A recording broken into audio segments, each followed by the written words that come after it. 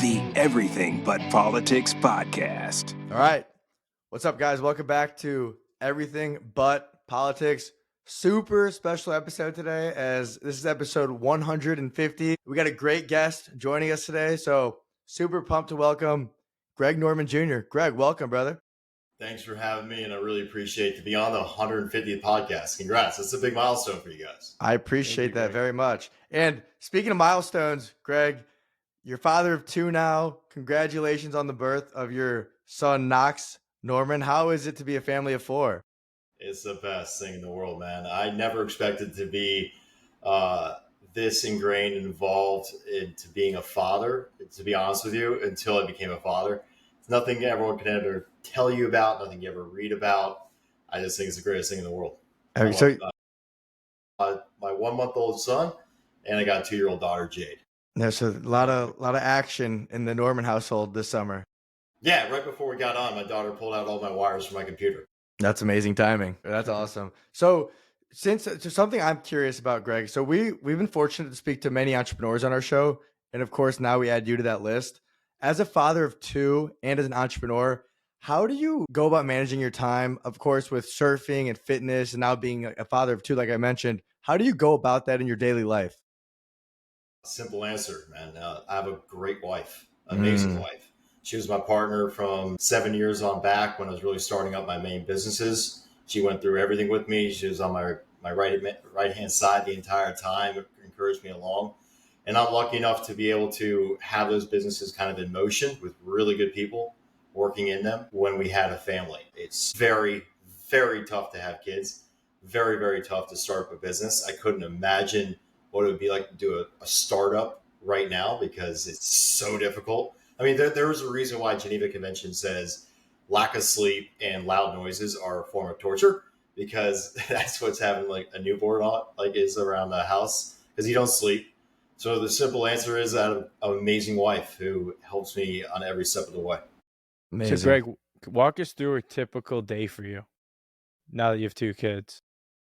Get up every hour to help my wife out with the newborn, change diapers. It really is every hour at this point. My son's cluster feeding right now. What that means, he's eating every 45 minutes to an hour, which means we go through a lot of diapers, and I try to do my best to help out as much as I can. We as guys have it extremely easy. So morning time, wake up every hour until we all get up around 6:30. Make breakfast and have coffee with my wife and the kids, and then go about the day, which can vary dramatically from being on the computer all day long in the office to traveling down to my different businesses in West Palm Beach or in South Carolina, or going somewhere in the world with my father in our family office, or getting ready to go play a golf tournament. It varies dramatically. I just saw on your Instagram story you played recently. They get a runner-up finish with was it 1 under par?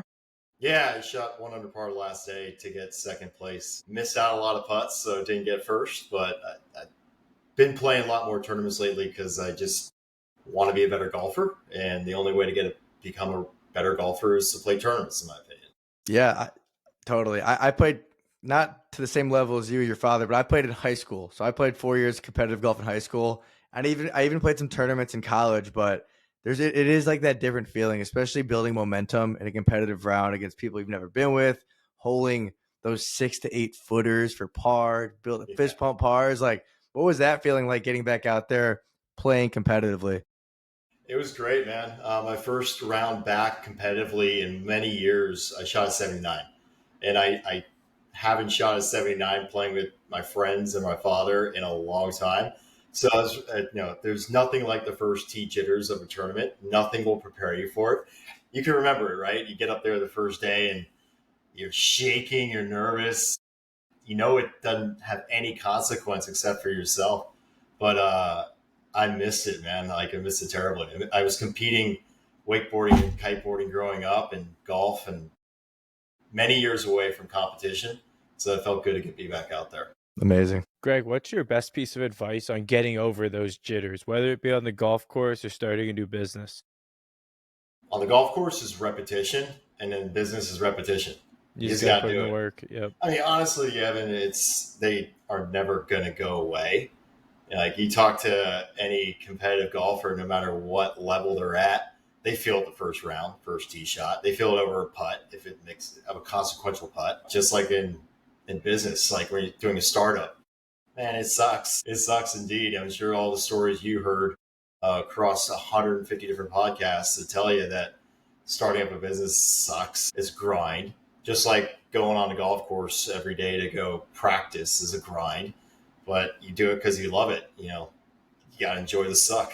Yeah, it was, when you mention those jitters and nerves, I mean, every podcast I've ever done, doesn't matter how many we do, I always have some nerves. I care. I get fired up. Like I've been thinking about doing this all day long.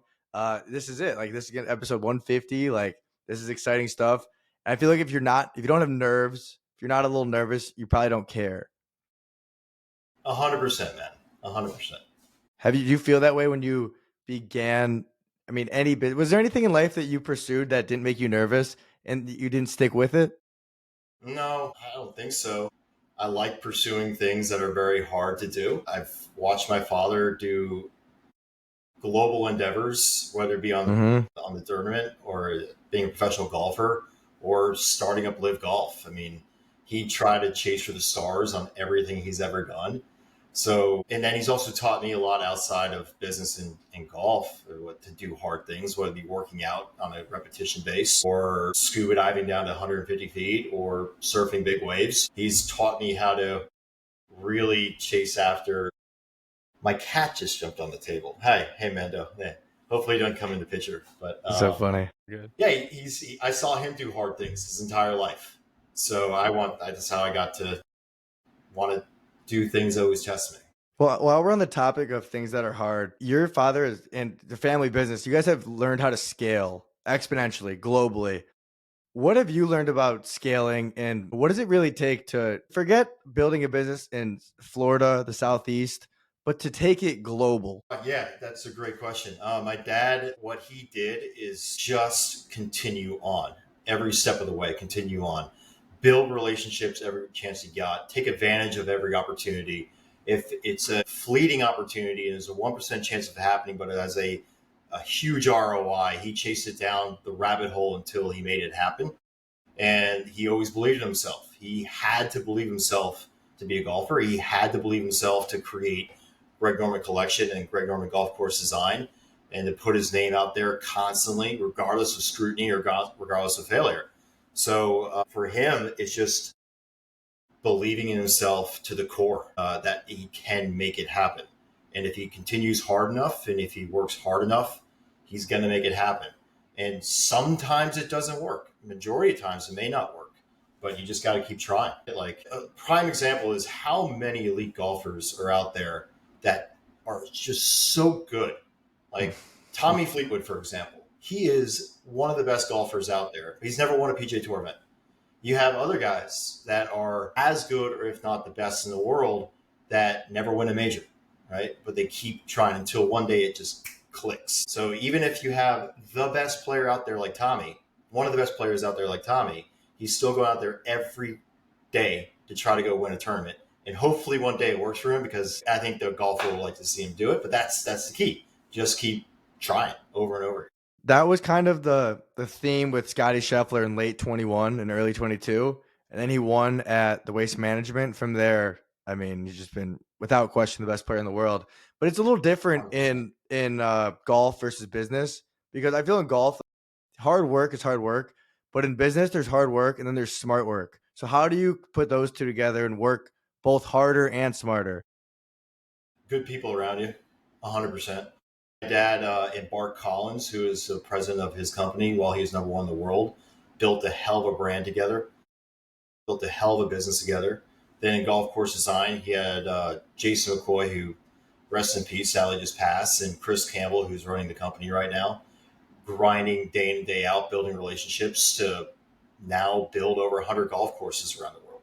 It really does come down to that. As an entrepreneur, as an owner of a company, your job is to find the best people around you to help execute, right? And then you got to be out there selling the brand, selling the product, and making sure those people have the resources, what you're going to do. Same with golf. You got to have a good caddy around you. You got to have a good coach. You got to have a good support system, good trainer. all this, all that. And if something comes out of place, which they will when you deal with humans, whether emotionally or whatever, relationship wise, people can throw you out of the loop and throw you out of the game, or ruin your business for you. So it's a multifaceted, right? You got to get the right people around you. You got to keep those relationships tight.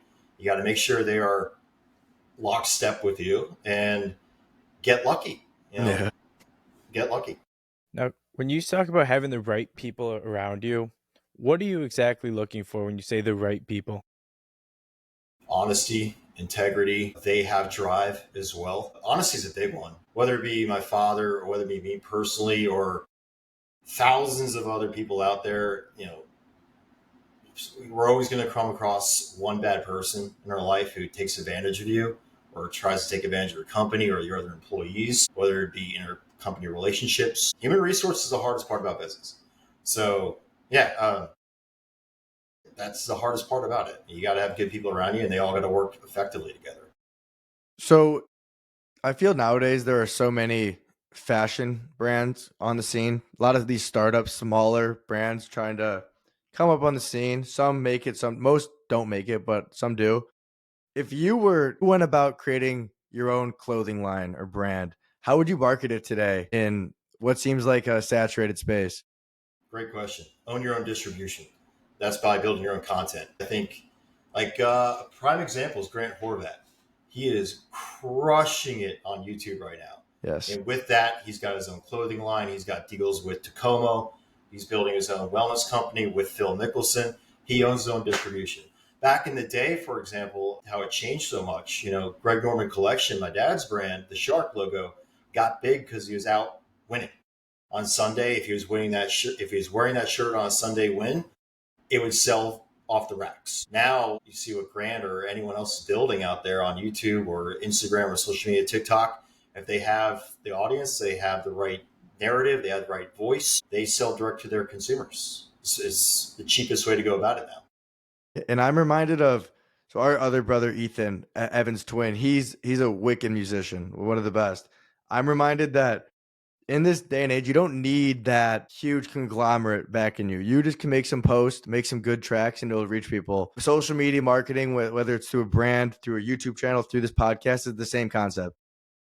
100%. Yeah, it's hard to do, especially because you have to put yourself out there so much. But you get good feedback right away. You will know if people are going to resonate with your brand, with your product, very quickly. So you could A/B test it and then iterate and change.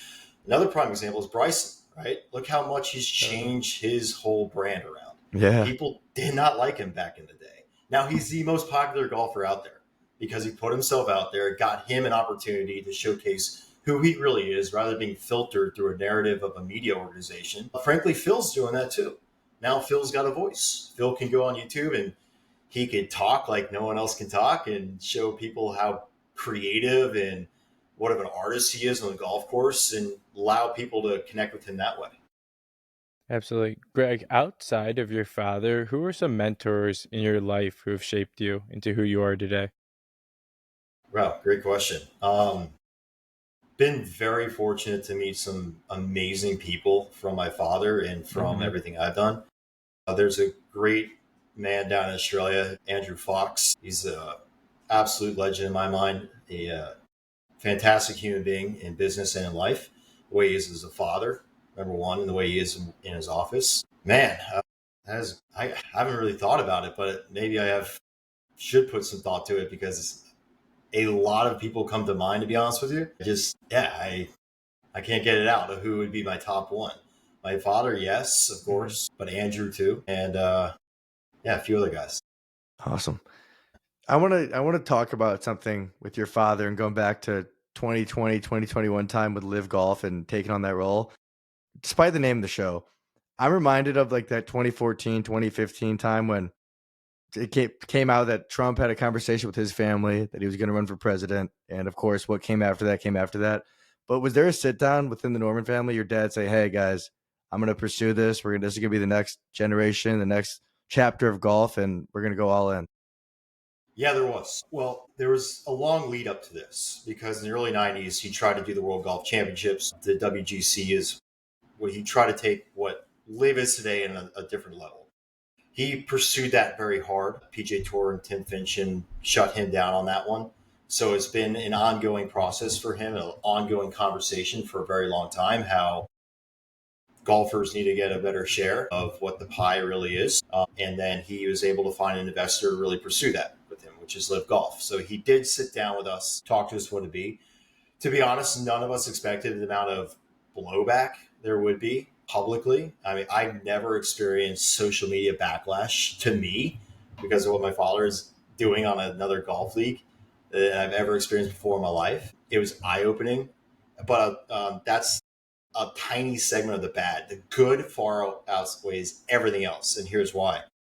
Being part of LIV Golf in the very beginning, going to every tournament, talking to everybody, meeting every executive, C-suite, everyone down the list of who works at LIV, and then the players, it felt so good to be a part of because it felt like a family. Everyone felt like, or it still feels like, I should say, that they're part of a startup.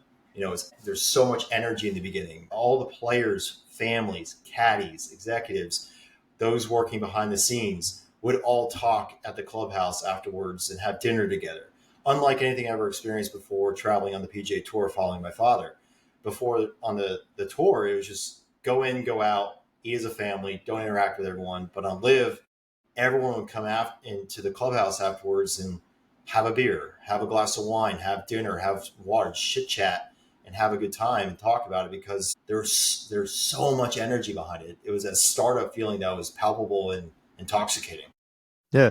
Love that. So we've been pro LIV Golf since 2022. It's documented through the show. We always thought it was cool. It changed the game for the better. And if you want to make the money conversation, all these guys on the PGA Tour are now getting paid much more money, and the majors are that much more exciting. So we think LIV Golf is cool, and it's global. Like PGA Tour is really. I love both. I love watching the best golfers in the world. That's bottom line. Wherever they are, however they're competing, watching the best. We're gonna be there next week. So I've been to 2 events. Next week will be 3. Awesome. Seeing them and like it's a little more intimate. Like when I was at the Miami Doral event, April of last year, talking to Carlos Ortiz, like we're right next to each other. PGA Tour, I feel like it's way more constrained and restricted, whereas the guys on LIV are having fun. The guys will live on having fun. Exactly right. A prime example is how much of the team they really are. I mean, everyone can think whatever they want to think. I'm telling you, when you go into the clubhouse, the team members are sitting having breakfast together. The team members are sitting having lunch together. The team members are sitting having dinner together. And they're acting like a team because they are a team. They're brotherhood out there, which you never see beforehand. You never really experience it day in and day out, except for the few odd events, like not odd events, but once in a while events like the Ryder Cup or President's Cup. But every day they're interacting with each other because they are a team. They love it. The guys beforehand, I don't want to name any names, but those who transitioned over beforehand is a lonely experience. Now they have a group of guys that they could share this experience with and have backup. And it's helped folks out there mentally on their game and personally. It's been fun. And on your 1.2, Eric, I watch PGA Tour. I watch the LPGA. I try to watch amateur golf when it's on, the USGA events, because I love watching elite golf. Yeah. This is just another way to watch elite golf. But I can't watch commercials now. I hate watching commercials. So watching LIV, obviously, I love because it's just nonstop golf. Now, have you been to any events this year?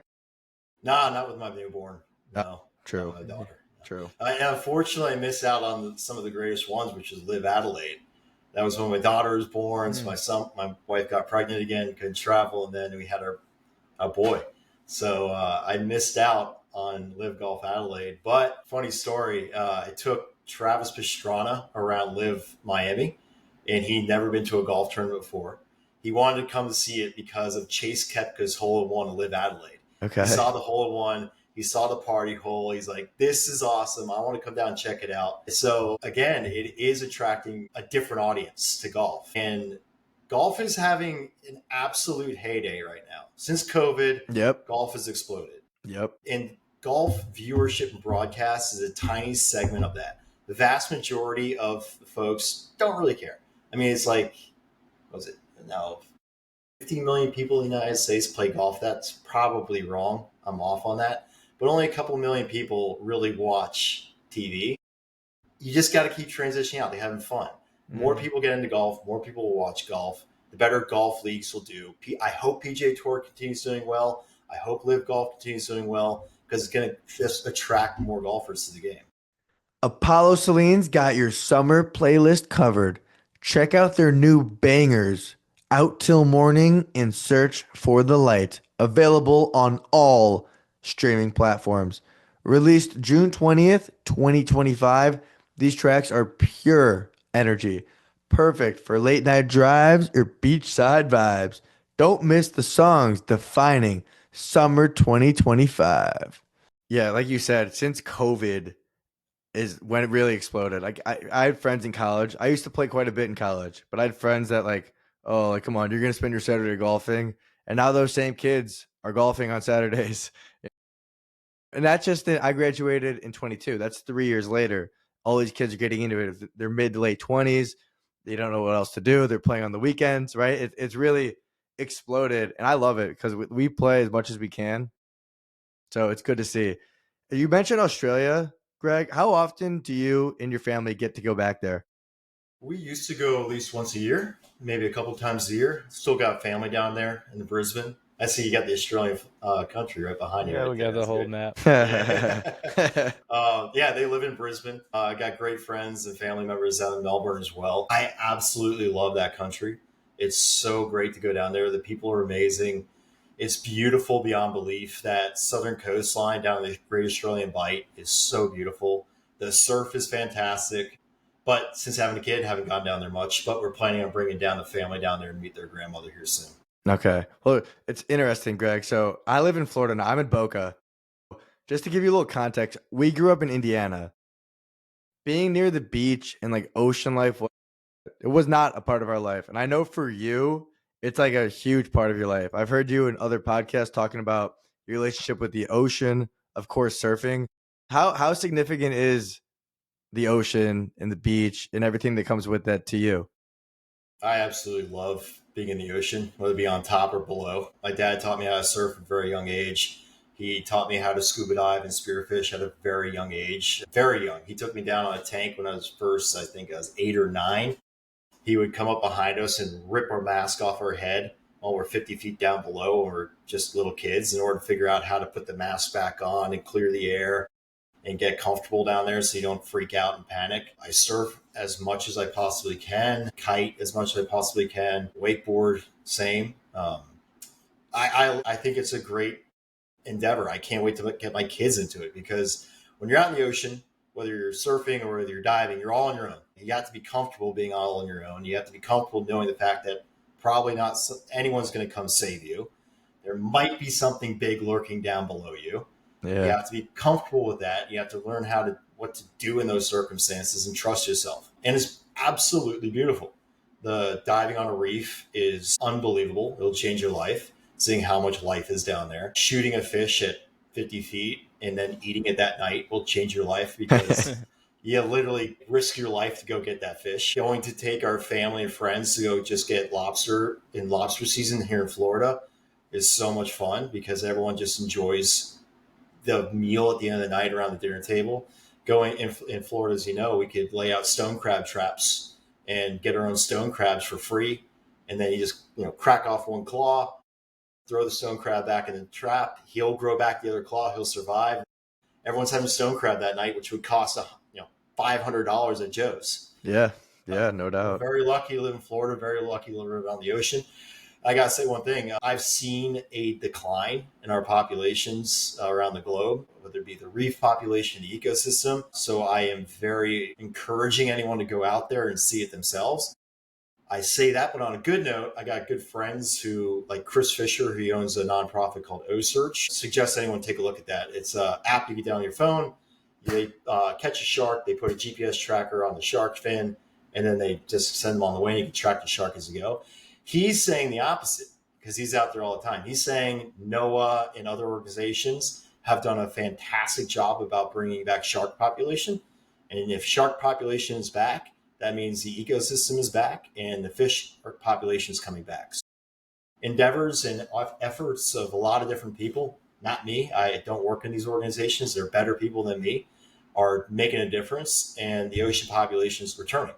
So Awesome. Our kids will have a clean ocean if we continue on with this route. Amazing. Greg, can you kind of explain why we need sharks? Yeah, apex predator sharks, they clean up the reef, they clean up the dead population. They ensure that there's not as many other predators that eat the reef fish. So if the other predators eat all the reef fish can't clean the reef. And if the reef is not cleaned, then algae will grow all over it and the algae will suffocate the reef and it'll die. So as the apex predator, just like we have anywhere else in any other ecosystem, you need that apex predator alive and doing well to ensure that the food pyramid is alive and the ecosystem is healthy. Well, another beautiful thing about the ocean is, in like a world that appears to be getting smaller every day, makes you realize it's great for your perspective because it makes you realize how insignificant you are, especially when you're way out there under just you in this big ocean. Anything could happen. It's out. You're not in your home. You're in their home. So I'm sure even my experience being out on like a boat and being out in the ocean, you feel small. Like there's nothing out here. God forbid something happen. Like I'm screwed. But underwater, I would imagine, is just a completely different headspace than being on a boat.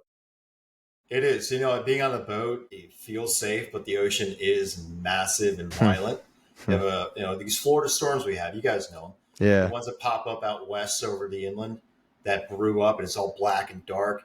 It'll be dead flat out in the ocean. And if one of those storms hits and creates a supercell really quickly, have a microburst, it'll blow to 60, 70 knots instantaneously. And that sea will go from dead flat to 15 to 20 feet in a matter of minutes. And it's dangerous as hell.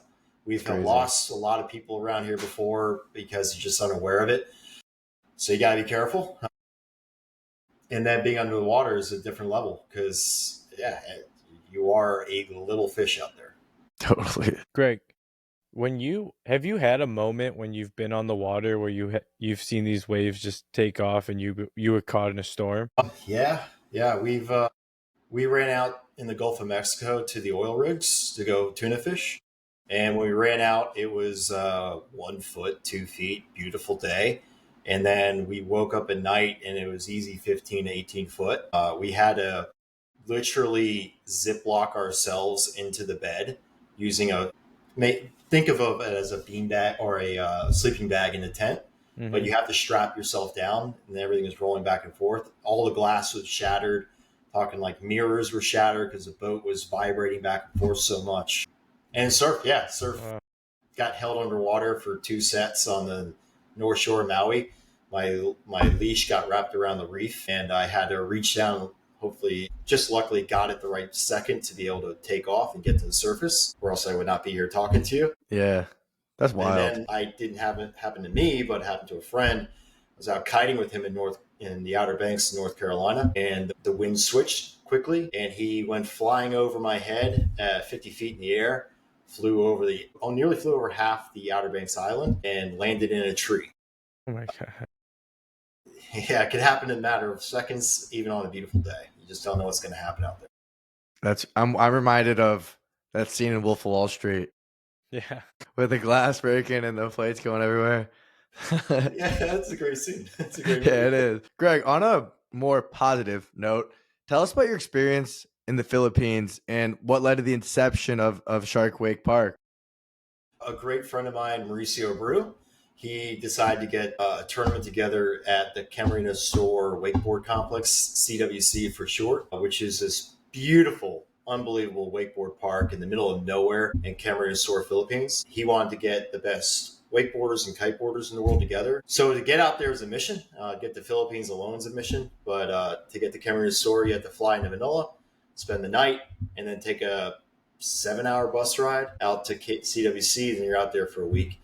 Anyway, long story short about this is that the governor of CWC, or the area of CWC, fell in love with wakeboarding. He built a cable park out there, and I immediately saw what it did for the surrounding environment. Gave jobs, gave community. These kids absolutely loved to ride around the area. It gave them a passion, gave them something to do.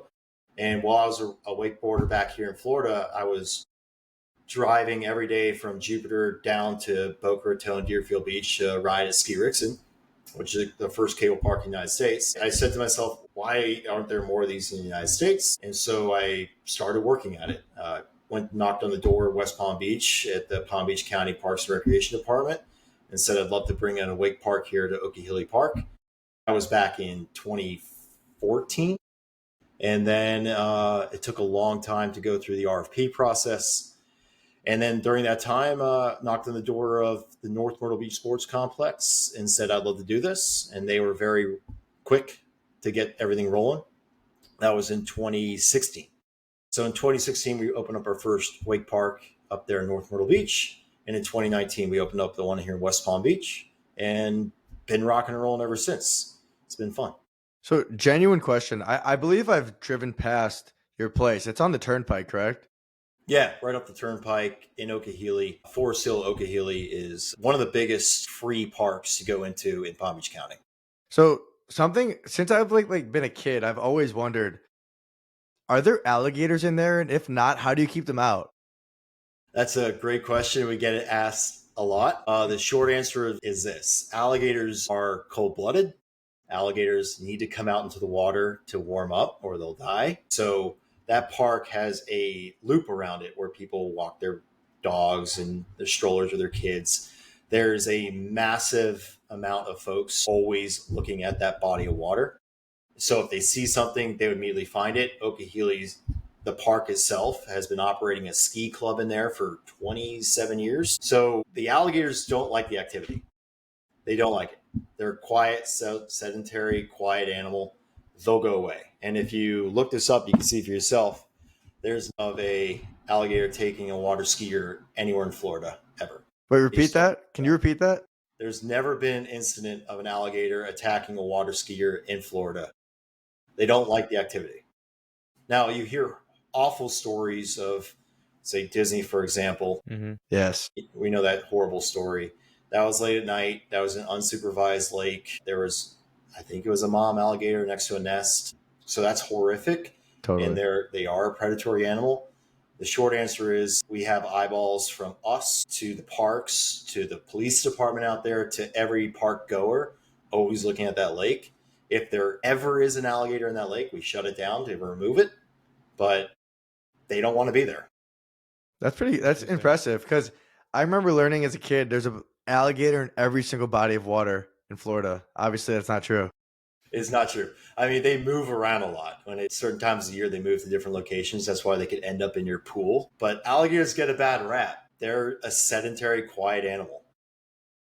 They're way better, way worse opportunities to die than getting hit by an alligator. I mean, driving to this park is exponentially dangerous than ever getting hit by an alligator.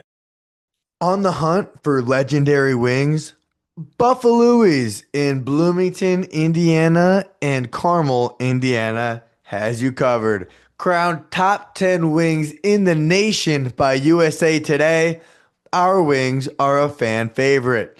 Dip into Mrs. Louie's famous sweet Q sauce for that sweet and tangy kick.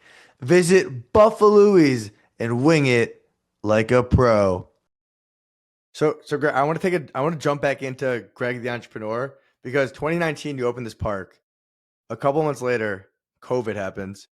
So how do you reinstate to not only yourself but to your partners, like, hey guys, we're long-term thinkers. We're gonna make our way through this. We're gonna be all right. We just gotta ride this out. But at the end of the day, we're gonna thrive and prosper and be all right. Yeah, it was tough. Obviously, we had to shut down for 8 weeks, but being the nature of our business, we are outdoors and we already have social distancing by nature. So we worked with Palm Beach County, the Parks and Rec system and the healthcare system. We implemented social distancing out there. All our staff had to wear a mask, even when they were out in the water doing lessons. We were dipping the handles into solution to clean it off every time we handed it to someone else.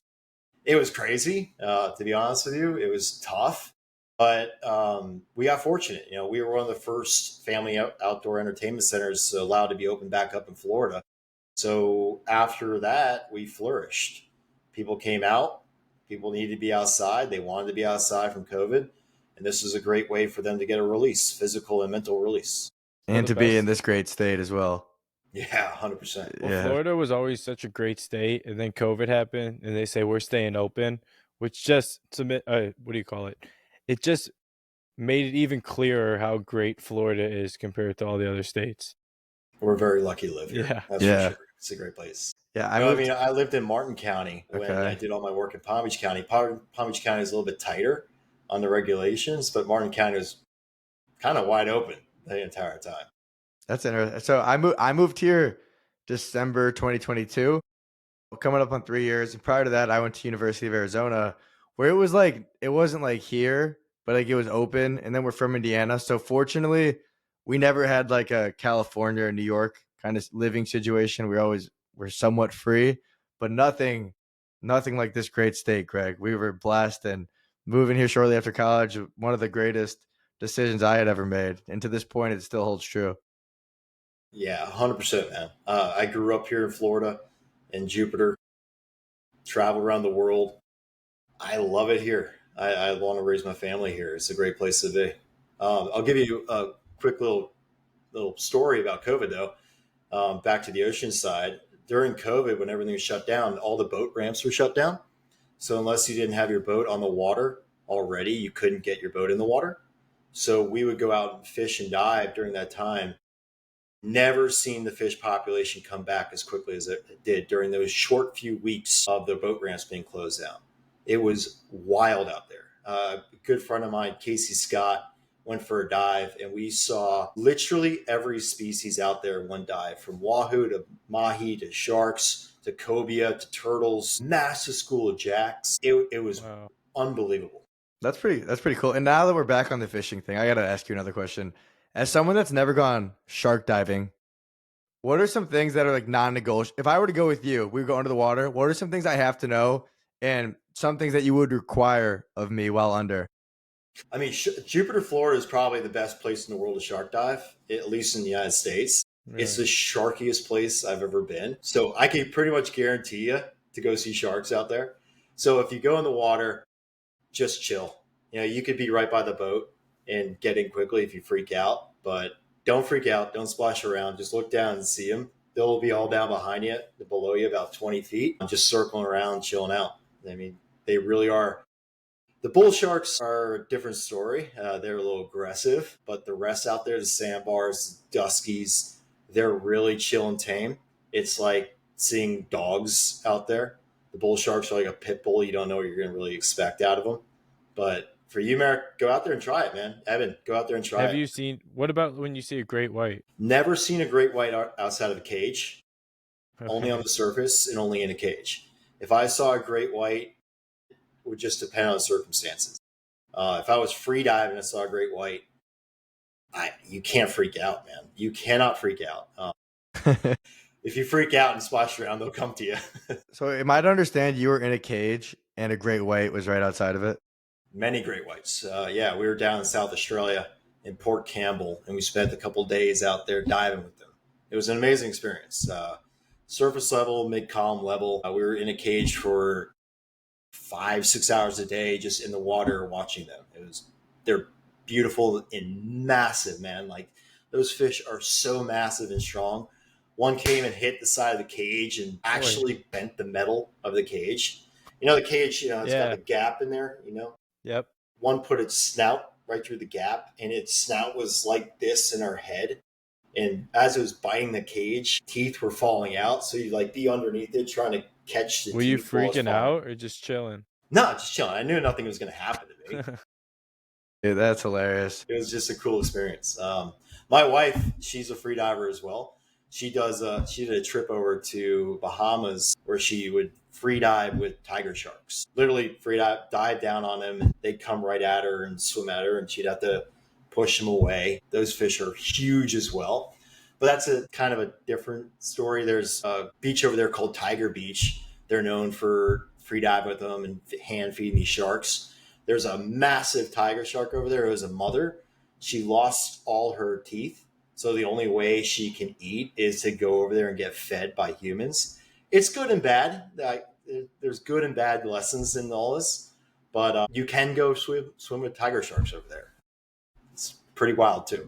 That is wild. Greg, what's the most memorable experience you ever invested in? Surfing perspective, I got to surf the North Shore with Kelly and one other friend, Kelly Slater, and one other friend. It was just the three of us out there. It was easy 20, 25 foot faces. My leash snapped after I caught a wave and got pushed down by it. No, there's no drama. It's like nothing to be scared about. But Kelly caught the next wave right in front of me, got all the way into shore, which is about a quarter mile in, and then paddled back out with that board. So he paddled out with two boards and gave it back to me. I thought that was like the coolest thing ever, because here's Kelly catching a 20-foot wave right in front of me. Then went in, caught the other board, and actually paddled back out with two boards when it was 20 foot. That was pretty cool. Is the surfing good in Florida? No, it sucks. It sucks. It sucks. Yeah, it sucks terribly. That's a Pacific Ocean thing.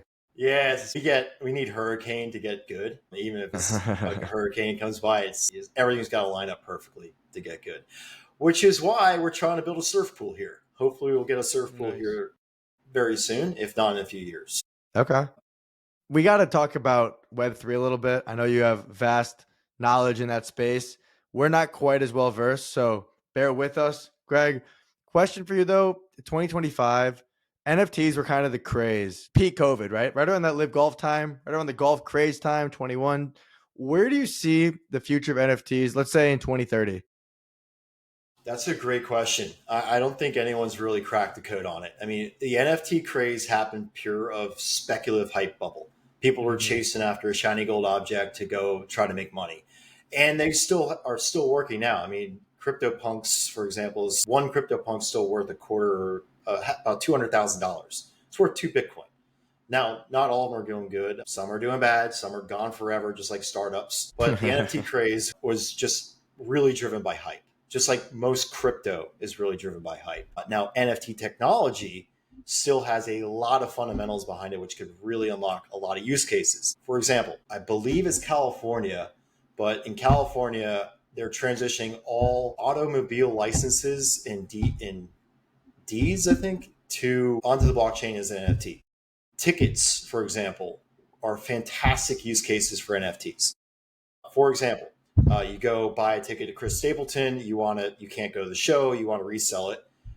At secondary market resale, using NFT technology could be so easily done as instant transferable, very obvious what the price points are and what how the flow of money is going to them, how quickly fraud tickets can be removed away because they're verifiable on chain. So NFTs are technology. No one's really fully gone to scale yet using NFTs as a really fundamental technology piece, but it will. Your real estate deed could be on chain. You can get easy leverage or capital or debt off of it using on-chain leverage or on-chain capital markets. It's going to happen, in my opinion, but it's not there yet.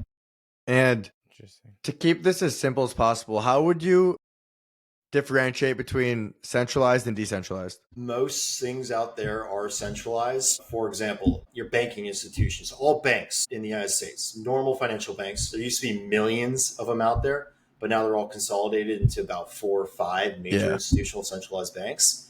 Centralized versus decentralized, this means there's no middleman in the between who could influence it. Like Bitcoin is fully decentralized. There's no one in there that is influencing Bitcoin.